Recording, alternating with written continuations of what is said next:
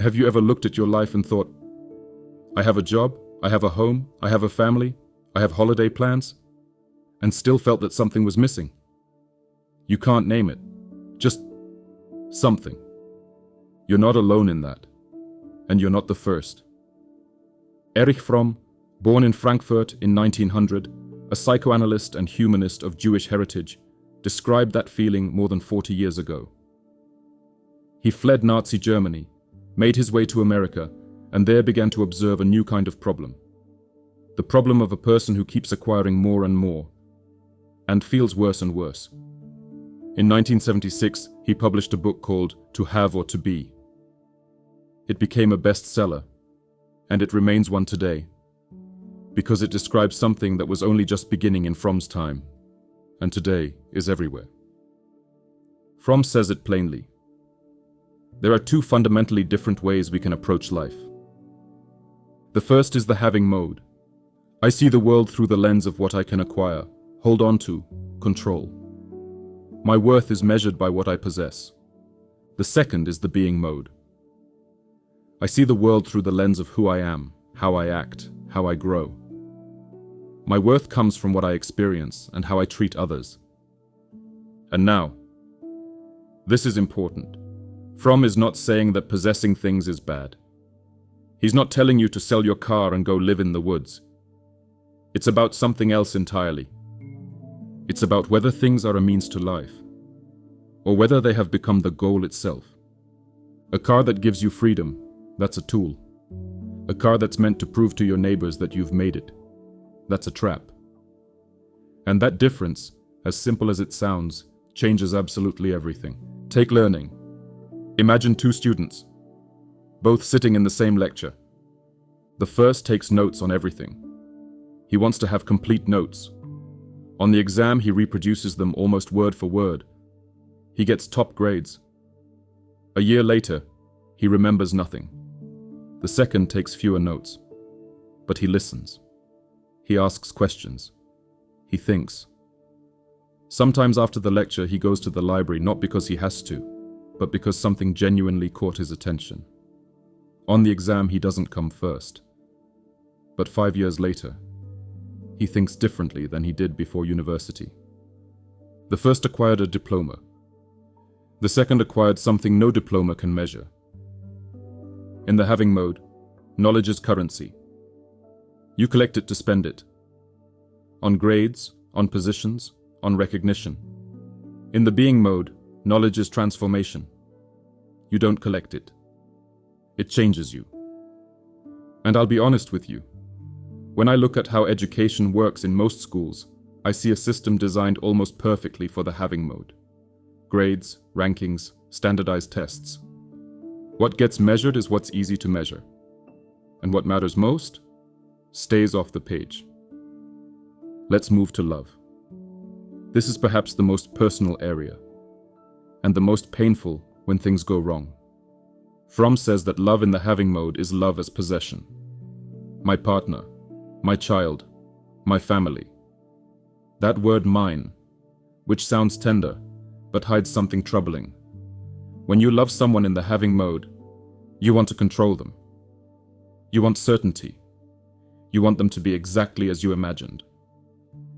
And when they're not, fear arrives. Jealousy. Resentment. When you love in the being mode, you accompany. You don't possess, you are present. You take joy in who that person is, not in what they are for you. Take a concrete example. A parent and a child. To have a child in the possessing mode means this child must meet my expectations, must do well in school because I want to feel proud, must choose this career because I know best, must be happy, but according to my definition of happiness. To be a parent in the being mode means something entirely different. It means asking, who is this child? What do they need? How can I walk alongside them in their own life, not in the life I planned for them? Anyone can have a child. To be a parent, that's a completely different art. Now think about the people you truly listen to in life. not because you have to, but because you want to? Do you listen to them because they have a title, a position, power, or because they are consistent? Because they do what they say? Because you feel they genuinely know what they're talking about, and that they care about you, not just about themselves? Authority in the having mode rests on external symbols, a diploma on the wall, a job title in an email signature, age that's meant to substitute for wisdom. And that kind of authority is fragile. When you lose the position, you lose the authority. It was borrowed. Authority in the being mode is lasting, because it doesn't come from outside. It comes from who you are, and nobody can take that from you. There is one more area that Fromm touches on, and it may be unexpected. Faith. Fromm doesn't attack religion, but he points to a certain danger. You can have religion the way you have insurance. Go to church because it's expected. Believe because that's how you were raised. Pray to ease a guilty conscience. And you can live by values, not necessarily religious ones, that genuinely shape every decision you make, that ask something of you, that are alive, not decorative. You can have religion and have no faith. And the other way around, you can have no religion and live deeply. Fromm would say, it's not about what you declare, it's about how you live. And this brings us to the thing I want you to take with you. I'm not going to tell you to throw out your television and give up your career. Fromm didn't say that either. He said something more modest, and more difficult at the same time. Ask yourself, what I want. Do I want it? Because it will enrich my life, my relationships, my ability to be truly present. Or do I want it in order to prove something, to fill some kind of emptiness? Because emptiness is not filled by possessing. Fromm knew this as a therapist. He saw it in hundreds of patients.